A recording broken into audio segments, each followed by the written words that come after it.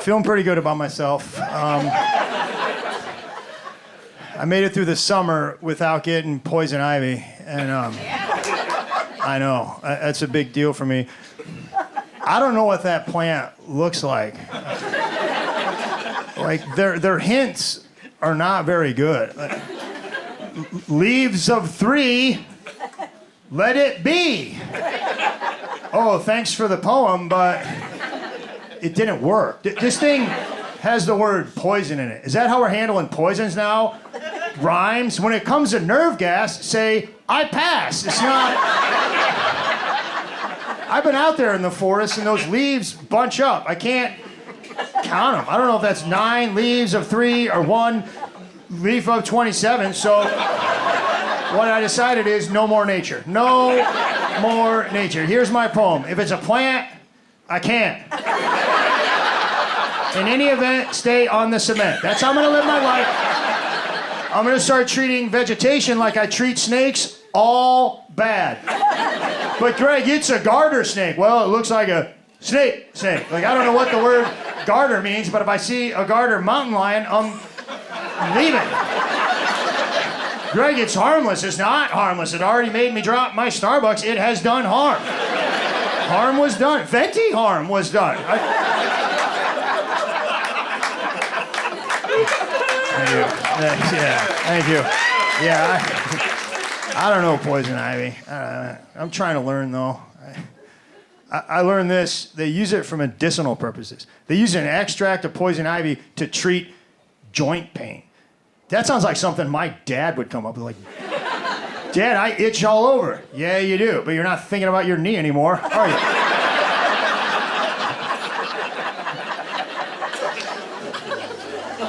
There's a snake rhyme. You guys know this? There's these 2 snakes. They look the same. They have the same colors, but they're arranged differently, and one of them is venomous. So to tell them apart, they have this rhyme. Red touches black, friend of Jack. Red touches yellow, kills a fellow. Kills a fellow? Fellows aren't supposed to be killed. Fellows are in like barber shop quartets. It's for he's a jolly good fellow, not he got murdered by a snake. Here's a better snake rhyme. No snakes. If you're out there in the woods and you see a snake, don't stand still and recite poetry, because somewhere between kills a fellow and friend of Jack, you're gonna get what snake experts call bit. It's not...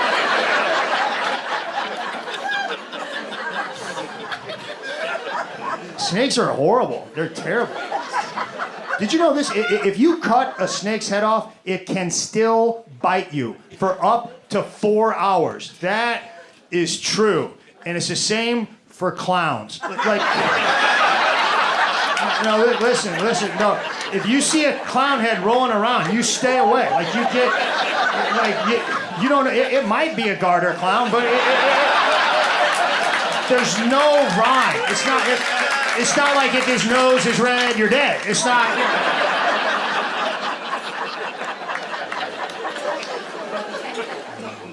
I don't know poison ivy. I don't know trees. That's embarrassing. Our house is the one with the big maple in the front yard. You can't miss it. I can miss it. I'm gonna miss it. Here's the trees I know. Christmas. That's it. That's the only one. And that one's gotta have lights on it for me to get it.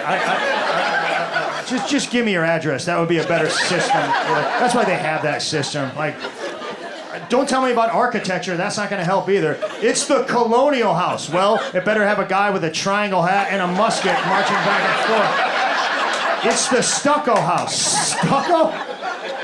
What is stucco? Sounds like a clown that can't get out of stuff. You're like, oh no, don't go in there, stucco. You're too big. You're not gonna fit, stucco. You wear size 76 shoes, stucco.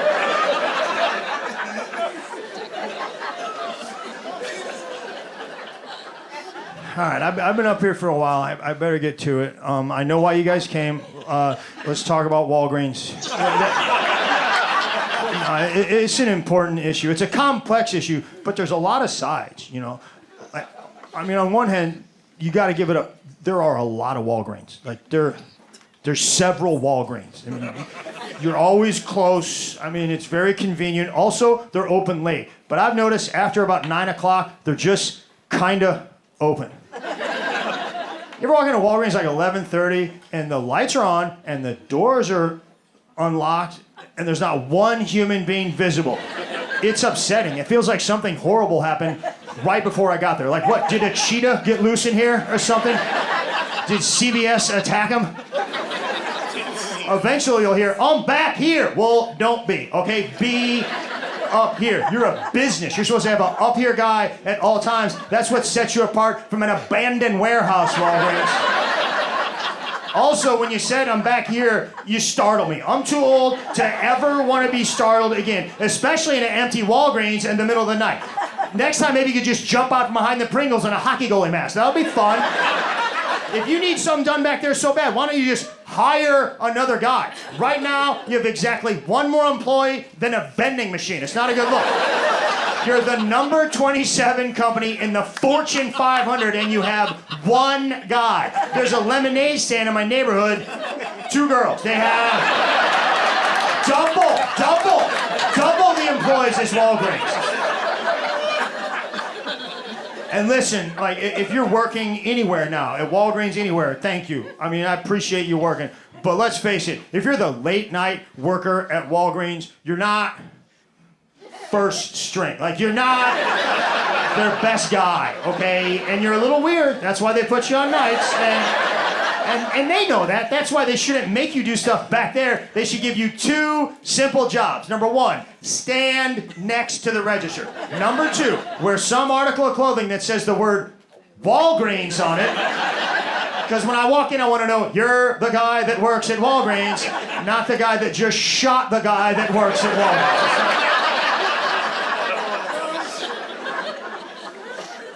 Walgreens. Another thing.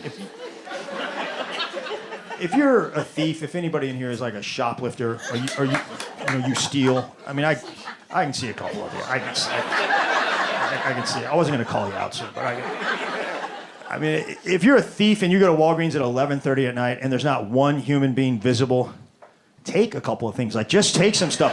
That's how we're going to get a permanent up here guy, is if you dirtbags start stealing late, they will staff up. Now, listen to me. Stealing is wrong.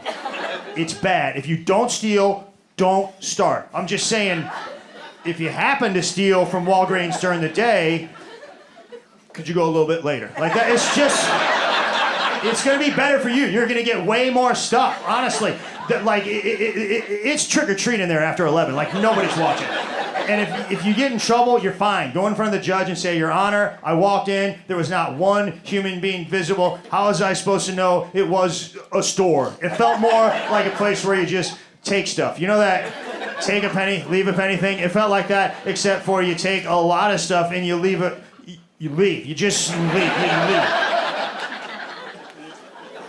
They're not good at night. I mean, they're better during the day. They're not killing it, but they're better. They're better. You go during the day, there's gonna be an up here guy. Okay, there's gonna be somebody next to the register, but one somebody. Okay, that line could get to like 7 people, still one. It's got to get to like 11, then they go, Chuck, we need you to come up front. Wait a minute, you had an extra guy back there the whole time? Now I'm angry. Okay, Chuck, when you do go up front, I better see you hustle. Okay, you better sprint to the front, and when you get up there, you better act like you're sorry for what you did to everybody in this line. Just get right to work. Scan, no chit-chat. Scan, no chit-chat. Matter of fact, if you're a customer at Walgreens and you get to the front of the line, no chit-chat from you either. You can talk to the cashier, but business conversation only. This goes mostly for you old guys, okay? I know that's a highlight of your day, sir. I know you've been waiting to get in there all morning and chat it up with the cashier. But we don't want to hear it, right? You think we're going to get in the rain tonight, Lily? Shut up, old man. Shut up, we're not retired back here. Let's get to your business talk. We know you have business talk because there's never been one old guy that got to the front of the line at Walgreens and did not have some sort of a price discrepancy. Every time. $1.25 for a Snicker bar. The circular said 18 cents. The circular? The circular from 1756 might have said that price, sir.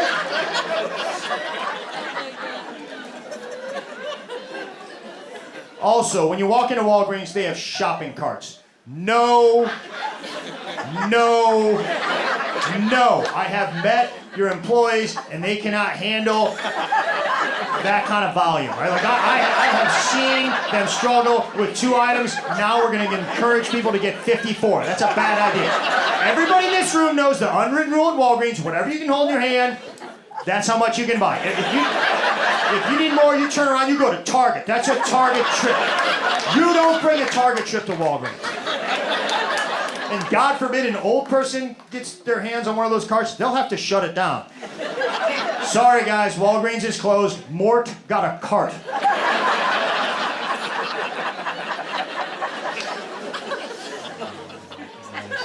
Now listen, I think you guys are looking at me like, well, this guy hates Walgreens. I don't.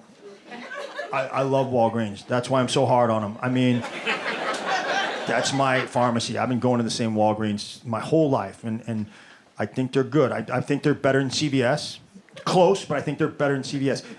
And you guys are probably like, wait a minute, Greg. You said Walgreens has 1 employee. How could they be better than CVS? CVS has 1 employee for every 5 stores. That's how they do it. So, where's the checker? He's in Chillicothe right now. Like, he's just not... He'll just wait. He'll be here. Show some patience.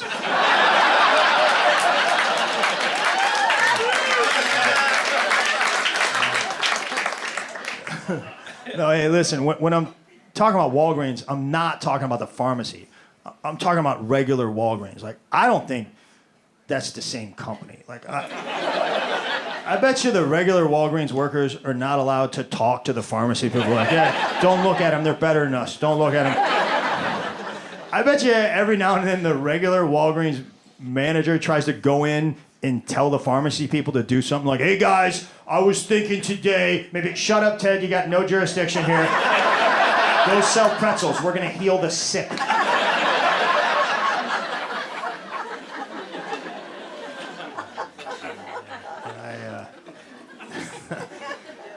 I mean, Walgreens has good stuff. I mean it. Like, they're open on Christmas, 24 hours. I have never missed one Christmas at Walgreens. Greg, did you go to midnight mass? No, I went to 11:30 Walgreens. Here's what I do, okay? I have a tradition. Every Christmas Eve, I wrap gifts, and I get sick of it real quick.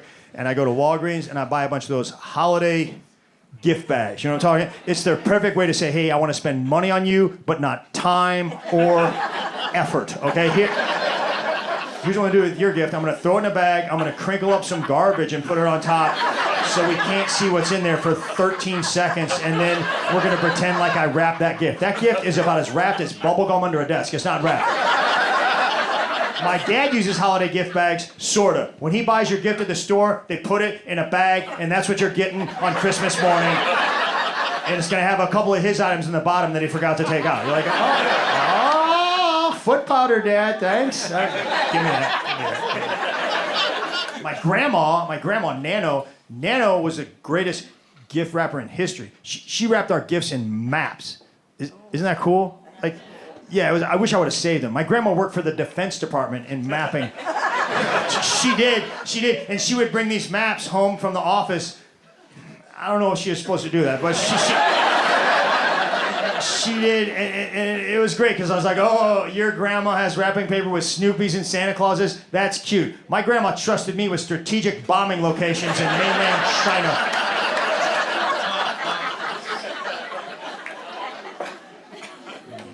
And I'm up here, talking about Walgreens for having 1 employee. It's true a lot, but there's other places. It's not fair to Walgreens for me to pick on them. I mean, have you been to a hotel? Like, this is how they work. They have about 100 people staying there, okay? And they put one 19-year-old in charge of the whole operation. That kid is 19, okay? If he gets a phone call from his buddy during his shift, and his buddy says, hey, I met these 2 girls and they have some beers, he will quit right there. He will leave. Sometimes I'll get to a hotel late, like, I don't know, 10 o'clock, and I'll walk in, there's nobody there. There's nobody. Nobody at the front desk, no sign of anybody. It's like Walgreens at night, but it's more concerning because I plan on being unconscious in this establishment.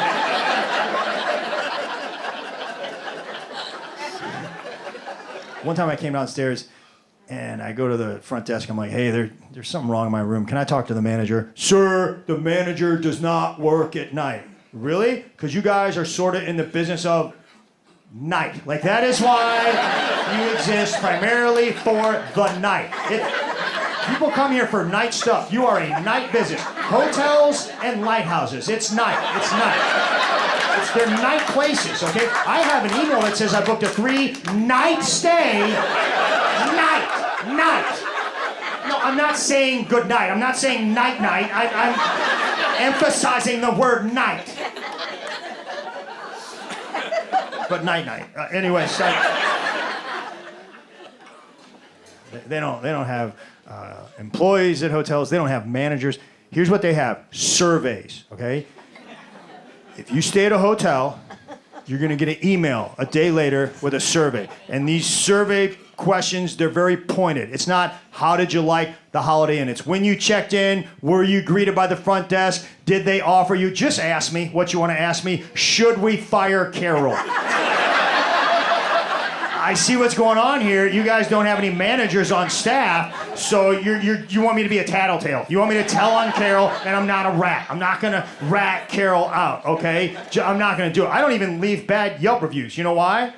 I'm a comedian, and sometimes I have bad shows, and I would prefer that you guys shut up about it, okay? Like, it's just, we don't need to tell everybody anything, all right?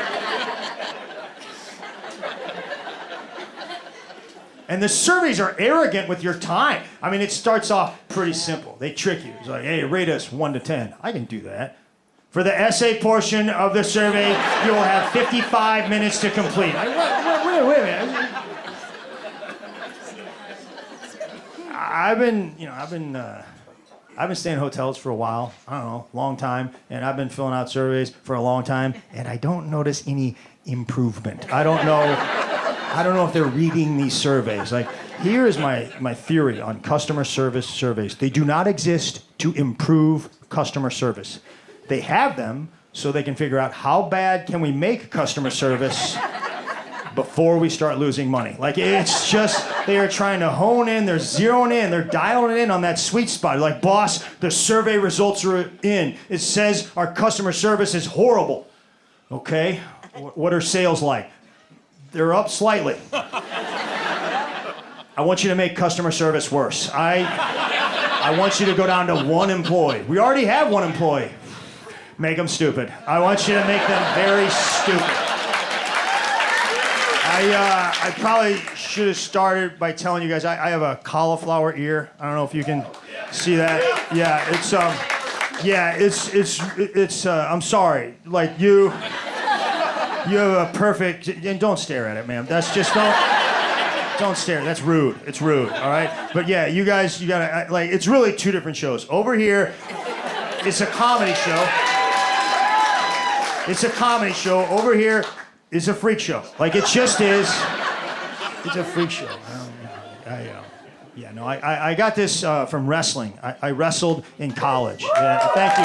Yeah, thank you. I wrestled for the University of Missouri, and college wrestling is hard. It's very hard. I figured it out quick. Our first match was against this team, the University of Northern Iowa, and I wrestled this guy, and he was what they call in NCAA wrestling better than me. Like we. So we start wrestling, and I got, like, tired. Like, I was just laying there. I couldn't move, and they were all yelling at me. I was like, guys, I agree. This is bad. But we're not going to fix it tonight. Usually, when I get this tired, I do not get untired for, like, 2 or 3 hours. Like, my coach yelled, get up. I was like, I don't know if you saw. I tried to do that 7 seconds ago, and he didn't want me to. Like, He threw me back down, coach. That's why I'm still down here. Were you not even watching? I got some more bad news for you. As tired as I am, he doesn't seem to be tired at all. We got a real situation on our hands, coach. Then it got worse. The referee, the one guy in the gymnasium charged with my safety, started making fun of me. The referee.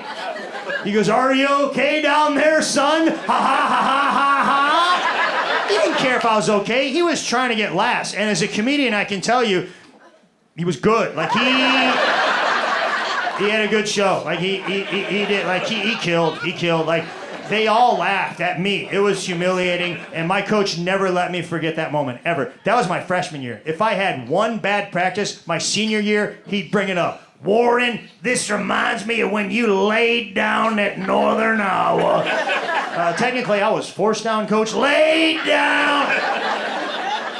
Even if I had a good practice, "Warren, you got after today. Good job. Bunner, you're an embarrassment. You remind me of when Warren laid down at Northern Iowa."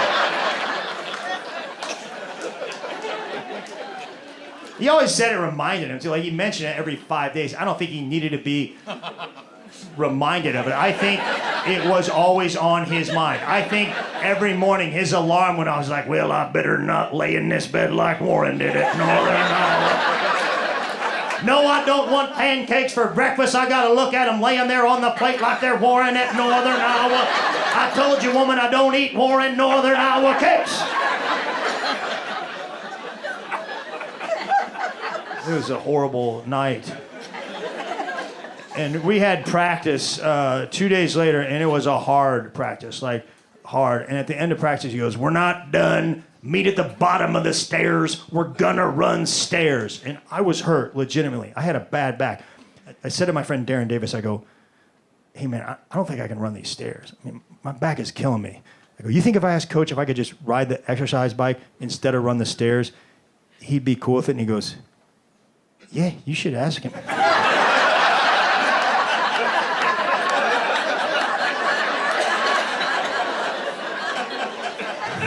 How is it that you guys know the answer to the question for, like, I don't think Davis had my best interest at heart. And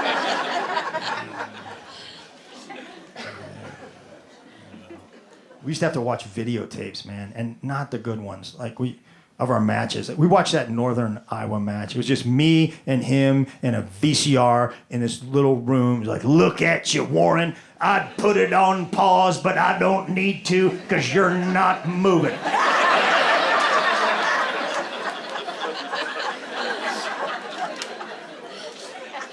Earlier in the match, we were on our feet. That's how you start a wrestling match. You're both on your feet. You do.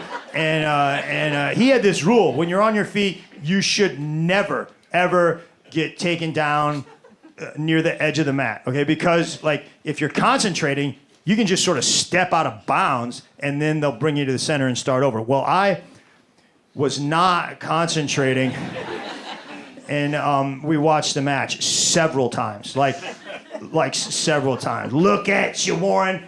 Look at you. Why didn't you just get a cup of coffee and smoke a cigarette? You were obviously on your break. Show it again." I'd say you went down like a sack of potatoes, but a sack of potatoes would have had the sense to get out of bounds. Show it again. I mean, maybe a sack of mashed potatoes, because you're soft like mashed potatoes. Show it again. I mean, you're just standing straight up. You might as well have sent him an invitation to take you down. "Dear Northern Iowa, you are cordially invited to shoot a double leg takedown on me. I will not be able to defend myself as I have no idea what the proper wrestling stance is, even though my coach has explained it to me 79,000 times. Sincerely, Warren." Show it again. I mean, your legs are supposed to be shoulder length apart. They're so close together, I thought you were tied to another man in a three-legged race. Show it again.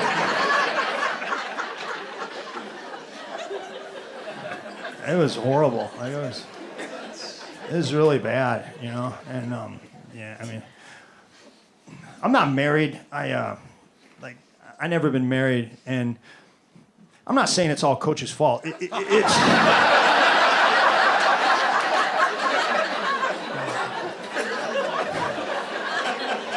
maybe a little.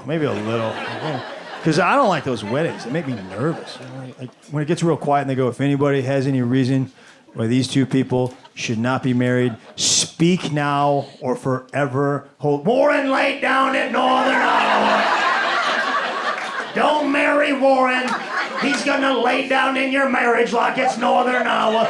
You should marry Bobby Crawford. He wrestled his heart out at Northern Iowa. Get up there, Crawford. Marry Warren's woman. She deserves better than Warren. Hayes, Lovelace, you get up there too in case she doesn't like the look of Crawford. They still do that. Like, if anybody has any reason why these two people should not be married, speak now or forever hold your peace. What they should say is, if anybody has any reason why these two people should not be married, maybe you should have brought it up like 4 or 5 weeks ago. You knew. You just been sitting on it so you could be the center of attention. You're a jerk. You're a real jerk. And they can't even get their deposit back, and it's all your fault, you jerk. Wrestling was the only sport I was any good at, you know. Despite that Northern Iowa thing, like I got better, sir. Like I got better. But yeah, I don't know. I'm not good at anything else. I wish I would have played baseball. I love baseball, you know. I wish I wouldn't have been good though. Like I can't throw for some reason. I'm just like, I'm pretty strong still. Like this way or this way, okay, but like it's like a baby. Like I just can't. I don't know if it's genetic or what. Like I just can't. There's not like I went to the fair with my buddy Mark, and we were playing that game where you just two guys can't go to the fair. Is that what? Mark and I went to the fair, and we were playing that game where you throw the ball and you knock down the pins, and I threw 15 balls, and I knocked down 0 pins. And I hit 4 of them. Like, they just didn't go down. The pins were like, not for that. Not. You have to be stronger than that. Like, and honestly, I didn't care. I'm not that competitive anymore, but I was with Mark, and I was trying to make him laugh, so I threw like a fake temper tantrum. I was like, I hate this game. I hate this stupid game. I'm a loser. I hate this game, Mark. And the guy running the game goes, no, my friend. It is a very difficult game. He goes, hold on. I have a prize for you. He went in the back and he brought out a hat. It was just a hat. It didn't say anything on it. It was just a blue hat. It was the definition of a consolation prize. He was literally trying to console me. I think when he got hired, his boss was like, hey, every couple of months, there's going to be a loose cannon. Just give him a hat. It'll settle him down. These things only cost $2. Give him a hat. And I wore that hat. Proudly, I wore that hat. And I think it was a signal to the other fair workers, because they treated me differently. Like I would just be walking around like, did you win that hat, little buddy? Get up here. You don't have to wait in line. Like, I love that hat. I still wear it. I wear it all the time. I get like free ice cream. It's like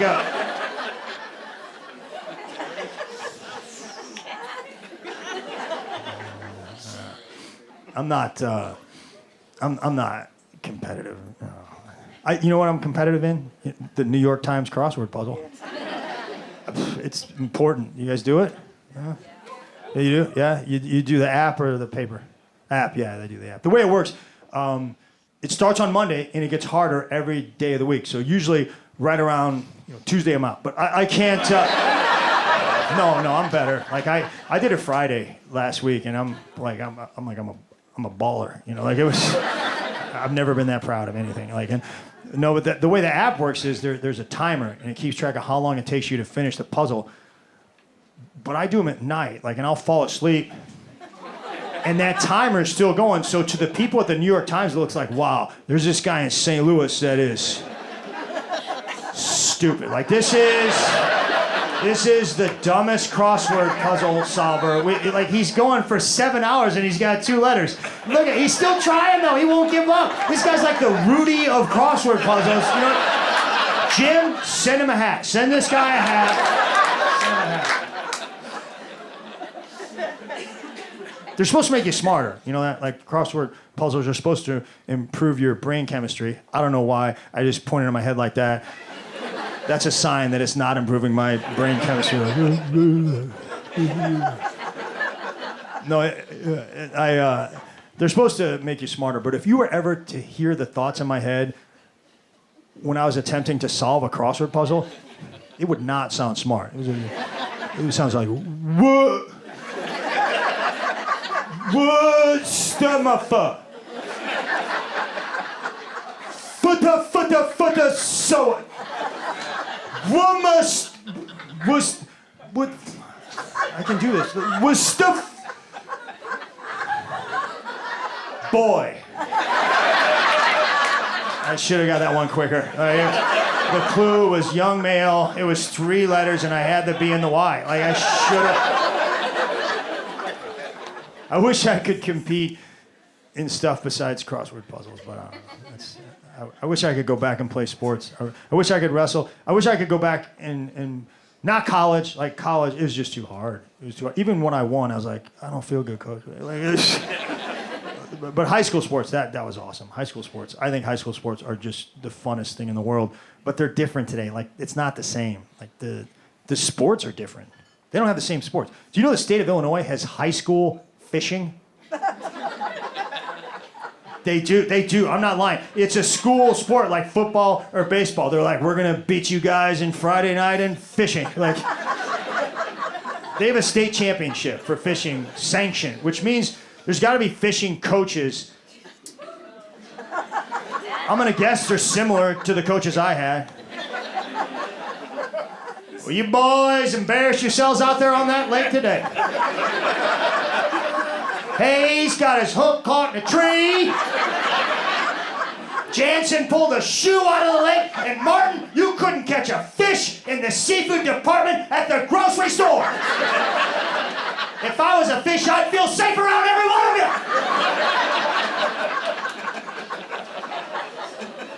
All right, everybody. Hands in, fish on 3.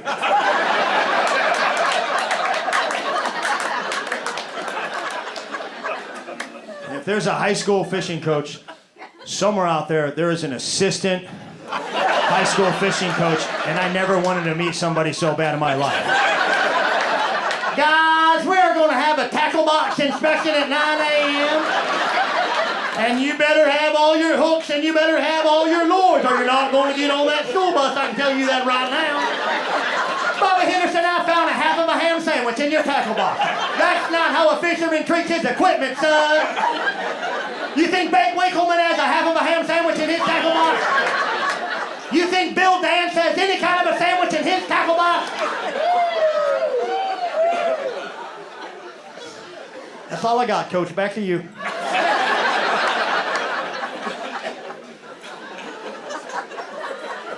You know the parents are involved, too. Coach, my boy deserves to be starting on this fishing team. You got him sitting there on the shore. Put him in the boat, Coach. Put him in the boat. Put my boy in that boat. He ready for a back issue of Field and Stream. He don't even read the field parts, just Stream. That's all he looks at, Coach. You better put my boy in that boat, Coach. Fishing's in his blood. I had him tying hooks when he was 2 years old. They told me, don't give a sharp object to a toddler, but he had his tetanus, so I gave it to him, and it stuck him. It stuck him a couple of times. So when I tell you it's in his blood, it's in his blood, Coach. It's in his blood. Put my boy in that boat. You think they have fishing cheerleaders? Be patient. Be patient. Shut up, Charlene. You're scaring the fish. Catfish, crappie, smallmouth bass. Your outboard motor's out of gas. We've got worms. Yes, we do. We've got worms. How about you? Bang, bang, choo-choo train. Come on, anglers, do that thing. Hook it, reel it, weigh it, now throw it back. Bang, bang, choo-choo train. Come on, anglers, do that thing.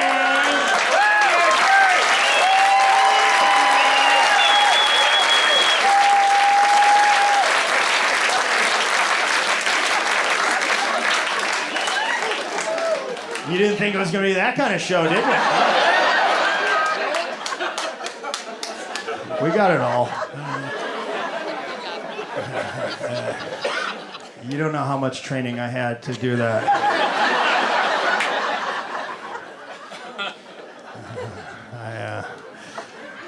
It's real though. I'm not like they have high school fishing teams. Like it's like they have college fishing teams. They have scholarships to college for fishing.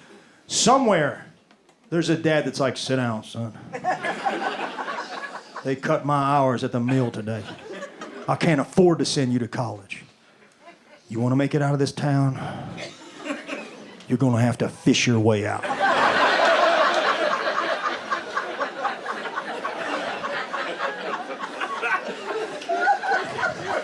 I met a high school fishing coach from Illinois, and I had a lot of questions. I did. I go, I assume it's a spring sport. He goes, well, we practice all year round. I was like, it's Illinois.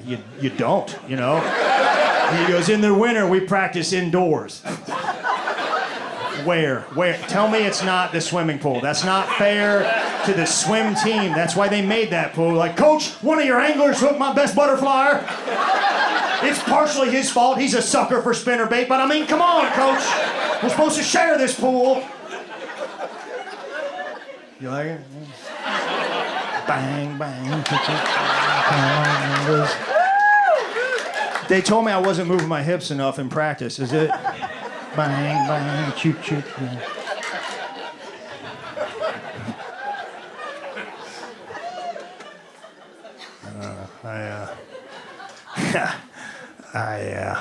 It's not, they have other weird sports. The state of Texas has high school barbecue.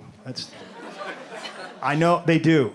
Like I don't think it's like as prevalent as fishing, you know, but but there's teams that like high school teams that barbecue against each other. And I'm going to tell you right now, I would have played that sport. Like that would have been, I would have quit wrestling so fast to go out for a barbecue. I love I would have done one. I would like, coach, I want to be on this team. I'll do what it takes. I'll start on chicken or turkey. Like you don't have to.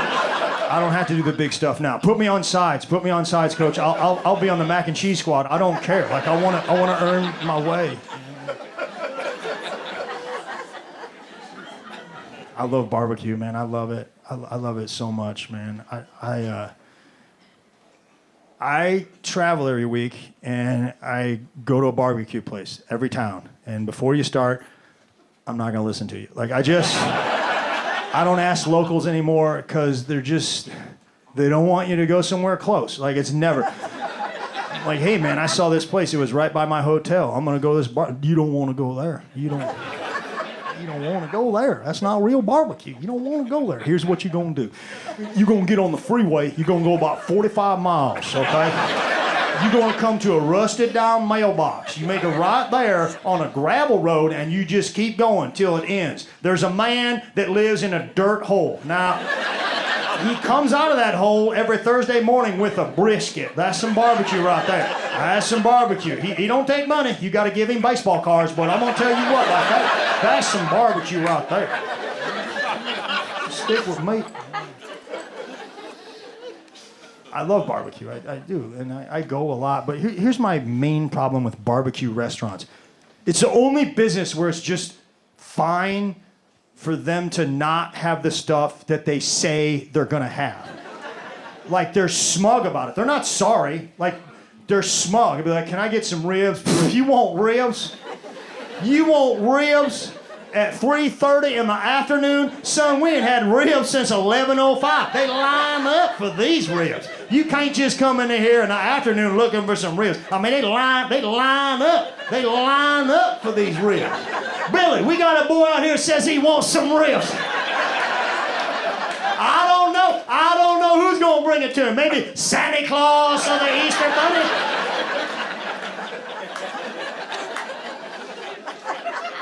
Just give me the ribs. Make some more. Like you're a business. Like you say what you want about Walgreens. I said a lot. I said a lot about Walgreens, but I'll tell you what, like they have the stuff, and when they don't have the stuff, they're sorry about it. They're not like, you want You want Lipitor? You gonna come into Walgreens asking for Lipitor at 10:30 in the a.m.? I mean, these elderly line up for that Lipitor. They line up. They line up for Lipitor. We ain't had Lipitor since 7 a.m. Now listen up. Here's what you're gonna do. You're gonna wake up early tomorrow morning if you're still alive, and I don't think you will be, but you get up early, get in here. We'll get you some Lipitor if it ain't too late.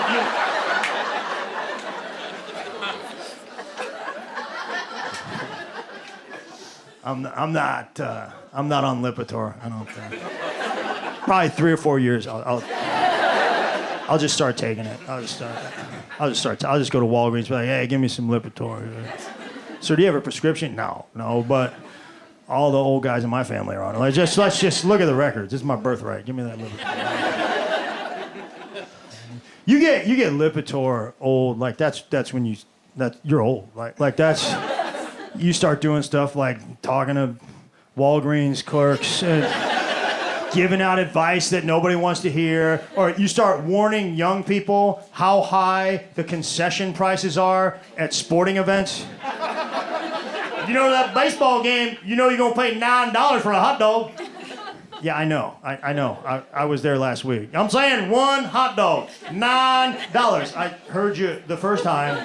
You go to the grocery store, you can buy 3 packs of hot dogs for $9. Yeah, that's a thing. It's called captive pricing. I was captive in Vietnam. I didn't pay $9 for a hot dog. You can't charge a POW $9 for a hot dog. That's Geneva Convention right there. And that guy usually has another old guy with him, and when he says $9 for a hot dog, the other guy goes, every bit of $9. That's my favorite guy in the world right there. Like, he just travels the globe looking for somebody to say a number. Is this church service going to take 3 hours? Every bit of 3 hours. Every bit of $9.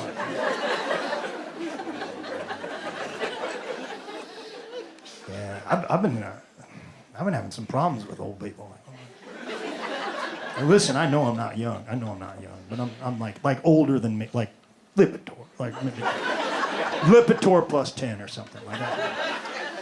I was at the gym. I was swimming laps, okay, and I know that's kind of an old guy thing anyway, but I was swimming laps. And the rule at my gym is if the lanes are full, you got to split a lane. That's just the rules, and everybody knows it. So the lanes are full, and I go over to lane 1. That's my favorite lane. And there's an old lady in there, and she's swim walking, okay? I don't like swim walkers, okay? But they have the right to be there. So I'm respectful. I don't even jump in and start swimming. I just sit down so she can see me, you know? And she sees me, and she goes, no. I go, yeah. She goes, lane 1 is for walking only. I'm like, it's not, ma'am. And then a bunch of old people like joined in on her side. They ganged up and they're like, walking only! Hello, Margaret! Walking only!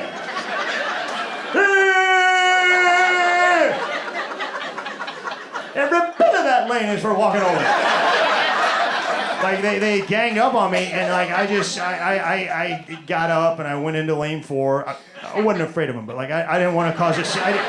So I start swimming, and I should have let it go. I should have just swam and let it go, but I couldn't get it out of my head. The whole time I was swimming, I was like, I don't think lane 1 is for walking only. Like, there's no sign. There's a sign for everything at this gym. Like, that lady is a liar and a bully. She's a bully. Okay, and I got out of the pool, and I handled a bully like you're supposed to handle a bully. I told on her. I did. I did. I'm 56. I think she was about 84, and I told a 16-year-old what she did. Like, I did. I told the lifeguard on duty. That was who was in charge. I went into the office and I told on that old lady, and she got in trouble. It was awesome. Who's walking only now? And I don't think I should have done it, because I passed her in the hallway the next day, and I'm pretty sure she gave me the throat cut sign. Like, I was like, they're gonna get me. They're gonna get me. They're gonna gang up on me in the sauna or something. Like, who's walking only? That one's for Margaret.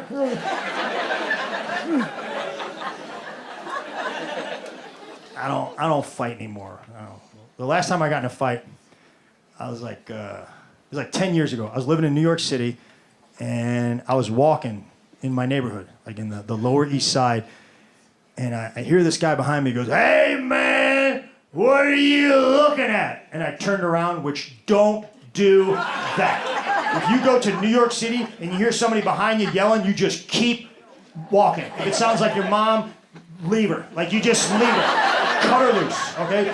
It was a crazy guy. He sprinted up. He got my face. He goes, "I was talking to you, man. Don't walk away from me, man." I go, "I don't know who you are, man." And he punched me in the head. Like, I should have seen it coming. He was like winding up like it was cartoon. Like he was like Popeye. He's like winding up and he hit me. And at that point, I hadn't been hit in about 20 years and I forgot what you were supposed to do. And then I remembered I used to practice fighting every day in college, and I wrestled him. I did. I shot a single leg takedown to the right side. I picked his leg way up here like you're supposed to, and he went right down. Like he sucked. Like this guy,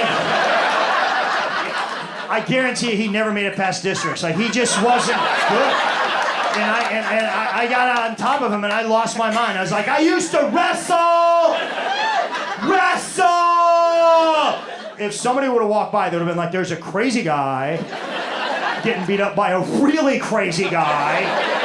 And it's New York City, so people did start walking by, and it's New York City, so nobody cared. They're like, "Oh, looks like Larry's losing tonight." Anyway, finally some guy walked by and he pulled out his cell phone. He started videotaping us, and that's when it all came flooding back to me. I'm like, I'm 46, I'm fighting in a major metropolitan area on the streets. There's gonna be legal consequences.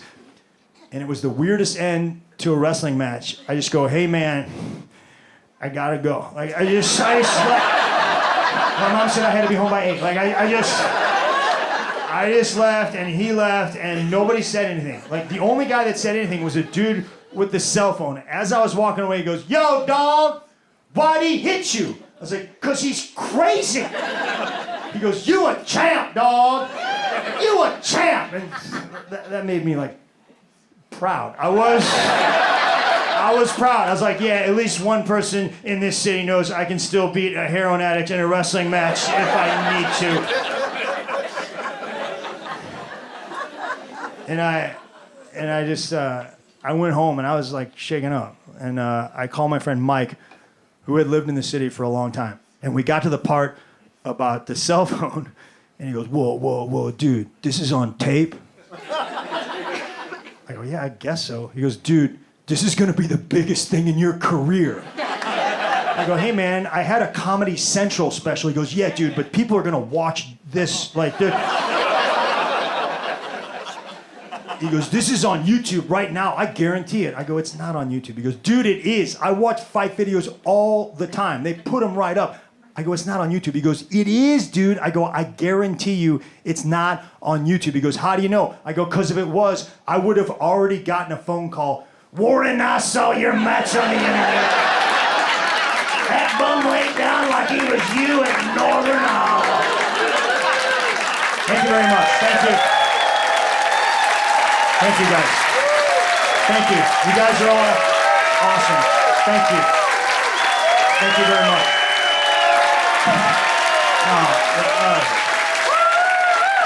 Thank you. I'm not leaving until everybody stands up.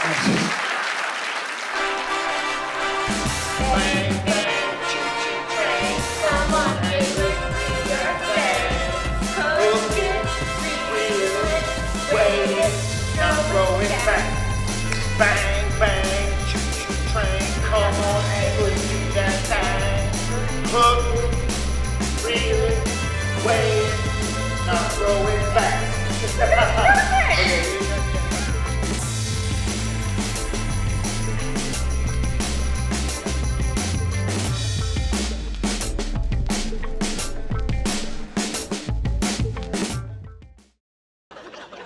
I also learned this, that rash that you get from poison ivy, it's not contagious. No matter what they tell you. Like if I get poison ivy and you touch my rash, you're not gonna get it.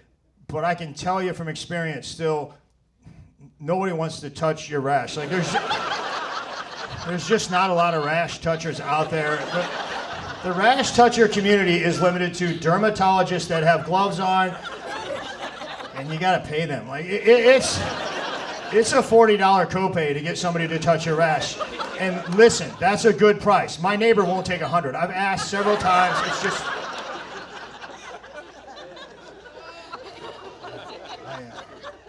I blame the public school system. We didn't learn about it. Like that should be the first year of high school science. Poison ivy identification. I would be in the slow learner group. I'd be in the back with some teacher's aide looking at flashcards. Poison ivy! No, Greg, that's actually romaine lettuce. You're not trying.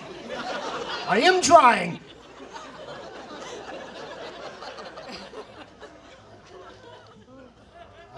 I had biology freshman year. I don't remember anything from that class. I mean, we cut a frog's head off one day.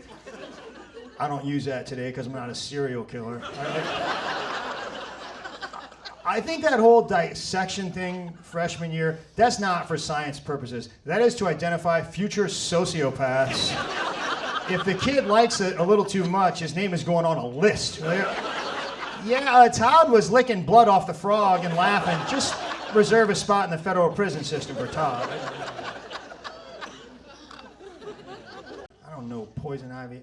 I don't know trees. That's embarrassing. Our house is the one with the big maple in the front yard. You can't miss it. I can miss it. I'm gonna miss it. Here's the trees I know. Christmas.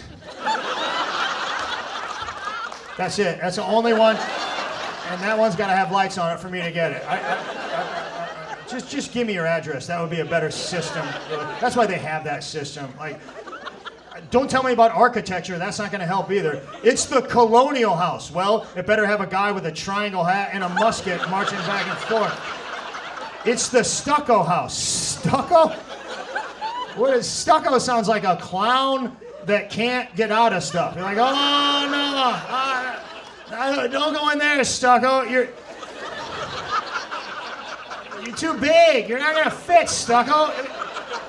You wear size 76 shoes, stucco.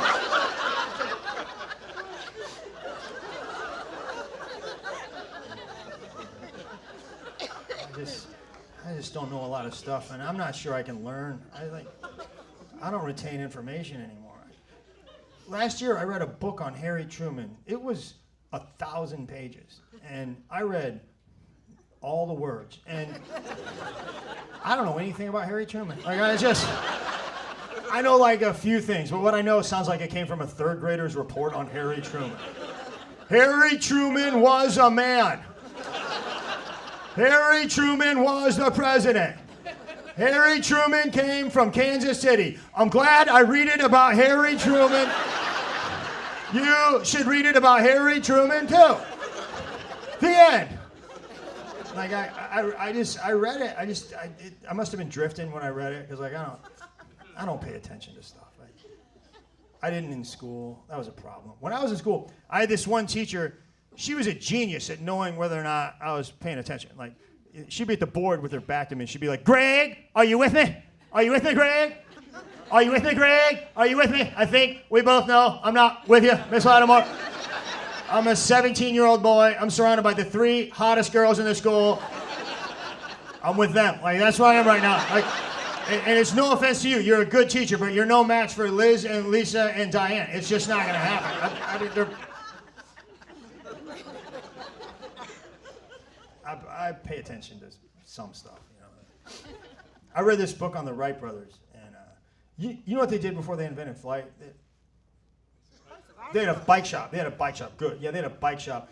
I didn't realize they kept that bike shop open the whole time while they were inventing flight. You got to think towards the end they probably weren't paying as much attention to their bike customers as they should have been. Like, hey, Orville, I brought my bike in 6 weeks ago. Yeah, we're working on it. I don't think you are, because I'm pretty sure I saw my back tire attached to your flying machine in the front yard.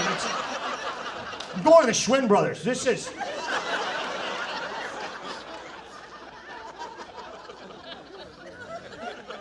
You guys are awesome, man. You guys are great. Yeah,